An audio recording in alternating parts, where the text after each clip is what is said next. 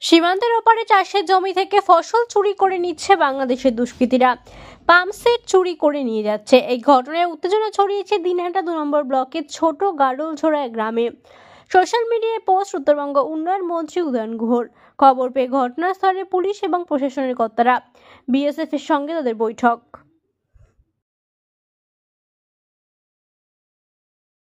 আমি ওইখানে মনে করেন ওই গন্ডগোল হয়েছিল কালকে এই নিয়ে আলু তোলা নিয়ে, সেটা হইলো। তারপরে আমি ওইখানে চাইনা করছিলাম, বুঝলে, মেশিন আছে।